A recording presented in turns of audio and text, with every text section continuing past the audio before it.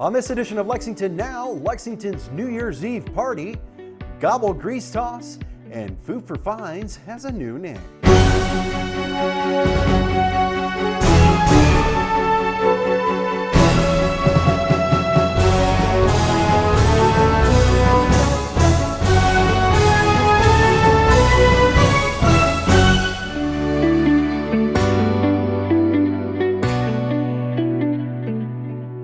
I'm Neil Noah, and welcome to Lexington Now for the week of November 25th, 2024.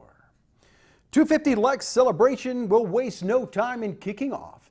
It begins with a New Year's bash unlike any Lexington has ever seen. Here's more. This year, we are ringing in the new year Lexington style. There's no better way to kick off our 250th birthday celebration than with a party in the heart of downtown Lexington. So New Year's Eve at Central Bank Center, presented by Maker's Mark, will kick off Lexington's year-long 250th anniversary celebration with a part for people of all ages. This evening will feature a first-of-its-kind New Year's Eve activities for children and kids.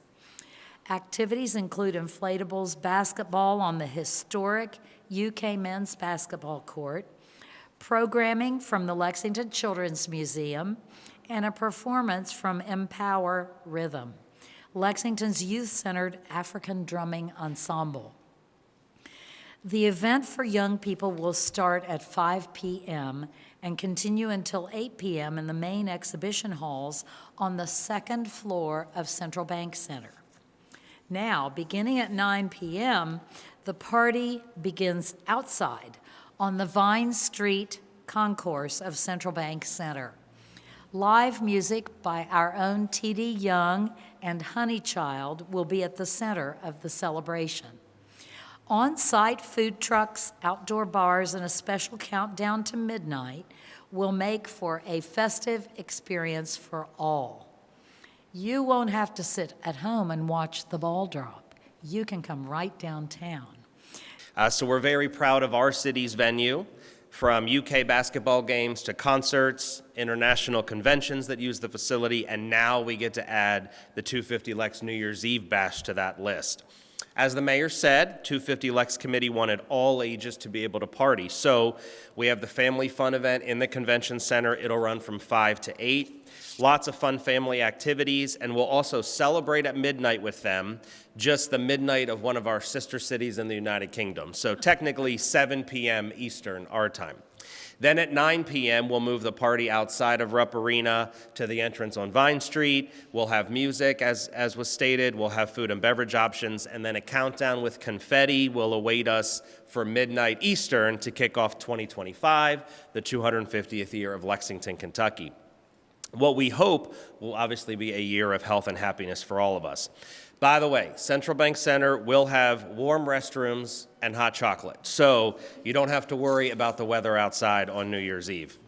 So many people in this city have helped with the celebration, and we are transforming downtown Lexington into the place to be for New Year's Eve. Downtown Lexington is a place with a space for everyone to enjoy and celebrate this exciting milestone of 250 years for our city and to ring in a new year.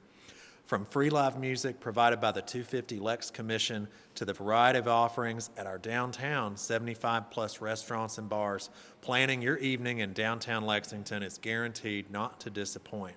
Thanks to the Downtown Lexington Management District, we can stay and play in a well-lit, clean, and safe environment. We have ample parking in brightly lit garages and a robust ride-share availability, making it the easiest place to get to is right here in downtown. Each and every one of our hospitality venues are putting their best foot forward, ensuring a variety of experiences so that everyone can find something to enjoy. From a quick service meal to fine dining and craft cocktails, downtown truly has it all. You can make your evening even more special and enjoy a night away from home at one of our hotels, many of whom have fantastic New Year's Eve specials. Start planning now for a fantastic meal, to hear some great music, and dance the night away with your friends here in the heart of our city. If you're frying up a Thanksgiving turkey this year, don't pour the grease down the drain or throw it in the garbage. Jennifer Myatt explains why.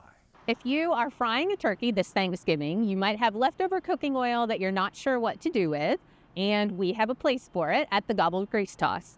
So every year for the last 15 years, on the Friday after Thanksgiving, which this year is November 29th, we have an opportunity for residents to bring their cooking oil from their turkeys so that it can be recycled, so that it doesn't end up in the landfill, and so it does not end up in our drains. Because if you pour cooking oil or any kind of grease down your sink or down your toilet, it will clog your sewer pipes and lead to backups. So we want to make sure that people are getting rid of their cooking oil in a way that's environmentally friendly and that won't cause them any problems in their sewer. So for the 9th year, we're partnering with the Redwood School for the Gobble Grease Toss, and we will have our drop-off location there on Friday, November 29th from 10 a.m. to 2 p.m. at 166 Crestwood Drive in Lexington. So if you have cooking oil that you used on Thanksgiving that you're ready to get rid of, please bring it in a disposable container with a lid, not in a plastic bag. The container that it came in is perfectly fine, and we'll collect it from your car and it will get recycled into biofuel. Some of the cooking oil goes to UK's Center for Applied Energy Research, and they use that to research biofuel production, and the rest of it goes to Kelly Green Biofuel in Louisville, who recycles it for us. Last year and for the last few years, we've collected over 500 gallons of cooking oil at the Gobble Grease Toss. So that cooking oil has not only been kept out of our sewer system, but also out of the landfill, and so it can become something useful for the environment. Once again, the Gobble Grease Toss is this Friday, November 29th, from 10 a.m. to 2 p.m. at the Redwood School at 166 Crestwood Drive. Food for Fine celebrates its 10th year with a name change. We'll explain after this.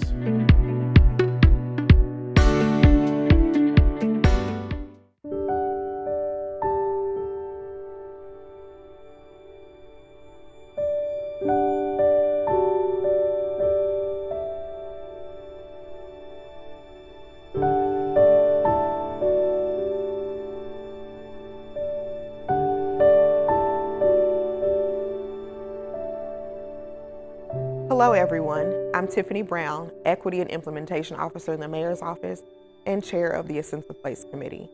I'm here today to talk about A Sense of Place, an initiative dedicated to preserving the history of Lexington's rural Black hamlets and celebrating those that remain active today. More than 20 historic Black hamlets have been identified in Fayette County. Most are located in rural areas. Our historic hamlets have been and are home to generations of lived experiences, traditions, and culture. Houses, churches, schools, grocery stores, agricultural enterprises, and lodge halls for community gatherings were found in many hamlets. A Sense of Place is a partnership between community members with direct connection to our hamlets and the city of Lexington. Its goal is to raise awareness about what the hamlets represent and to identify steps that are needed to take to preserve their history. The A Sense of Place committee includes local historian Yvonne Giles, local historian Calvin Graves, Executive Director of the Lexington History Museum Mandy Higgins, Haydentown resident Dr. Alvin Seals, Haydentown Baptist Church pastor Reverend Leon Slatter, and others. With support from members of the Haydentown community, A Sense of Place is currently raising funds for maintenance updates and programming of the Haydentown Rosenwald School and property located at 705 Hayden Lane. In the early 2000s, members of the Haydentown community worked with the city to preserve the school. In the early 20th century, Rosenwald schools were found across the South, serving rural Black children and families during segregation. Many of the buildings have been destroyed. Lexington is proud that the Haydentown School still stands and wants to preserve the history and significance that so many of these schools have had in our hamlet communities. The funds will complete the restoration of the school and upgrade the historic cemetery and church building. The school will permanently house artifacts that tell the story of Lexington's hamlet. We hope you will join us.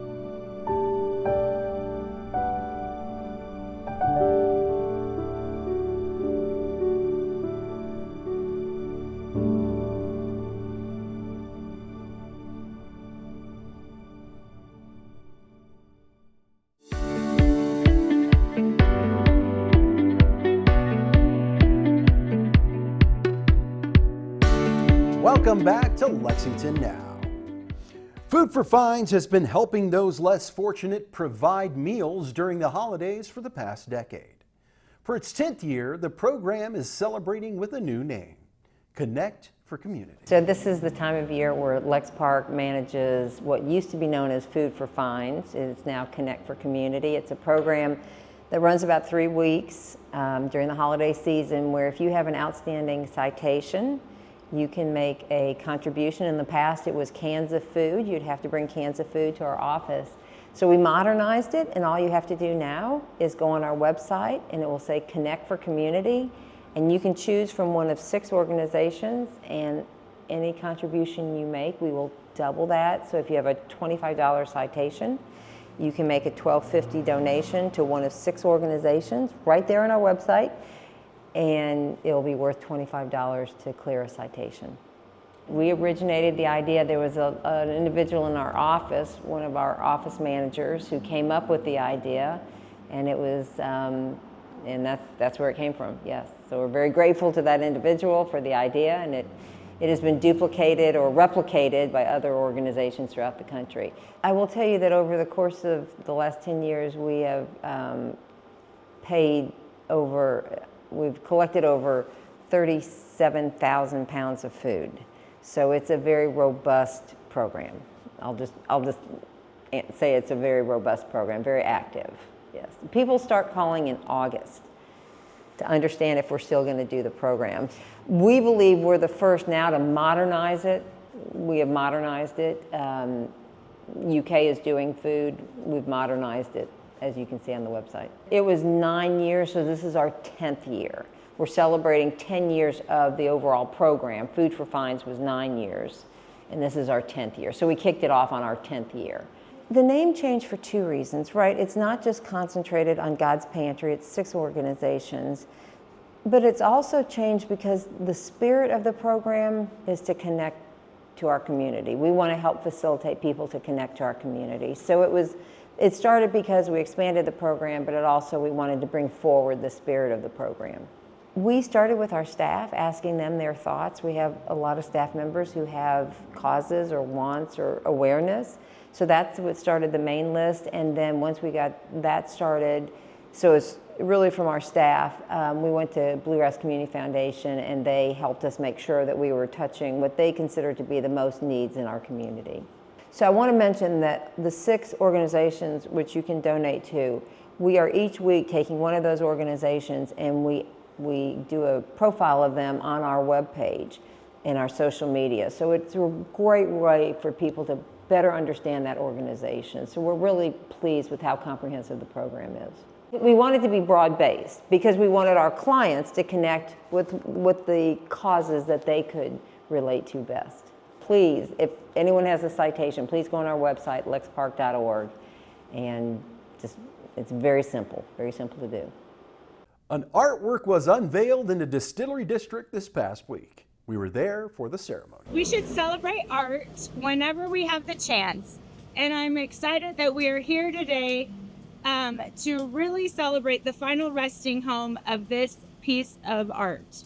Art is very important to me, as I am an artist myself.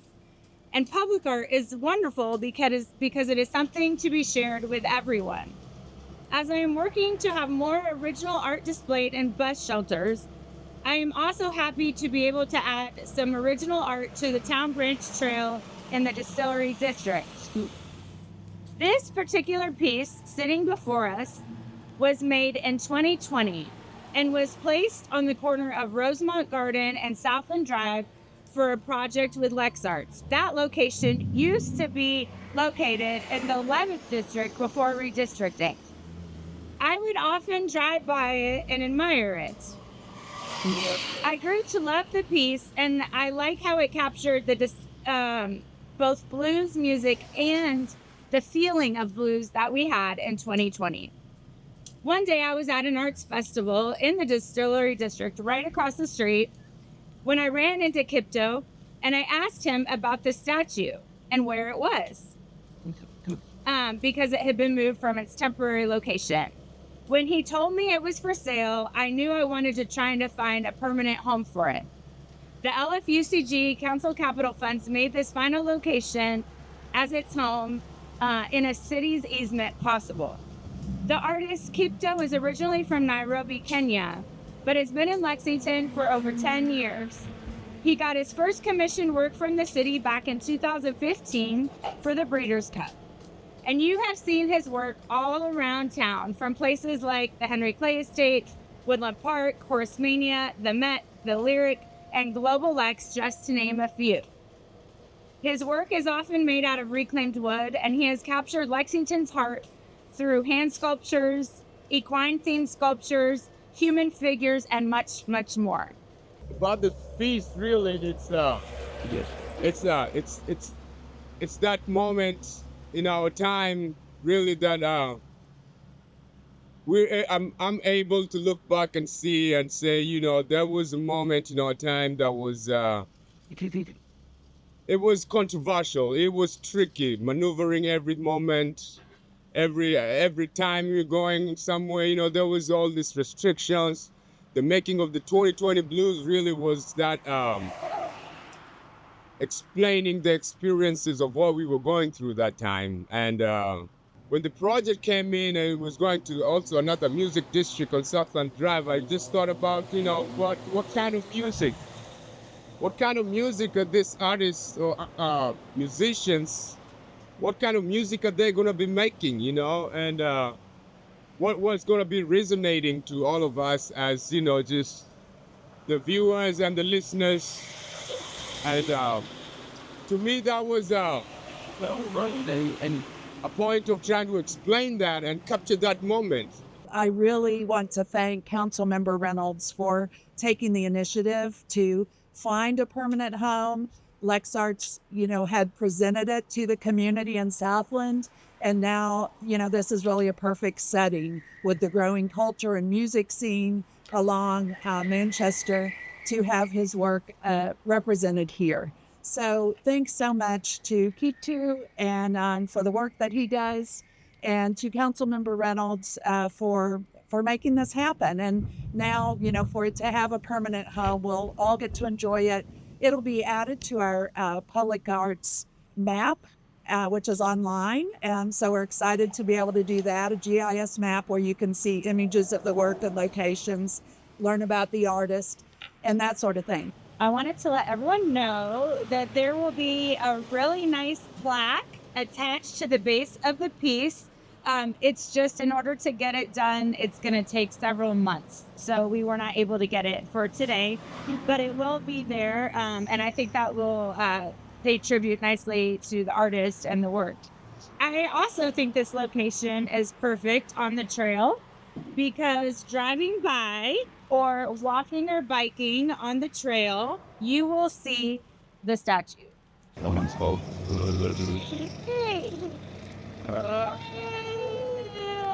That's all for now, but as always, you can keep up with us on social media. Check out the latest traffic updates on X at LexRex, or catch our live traffic cams on LexingtonKY.gov. For all of us at Lex TV, we wish to wish you a happy Thanksgiving.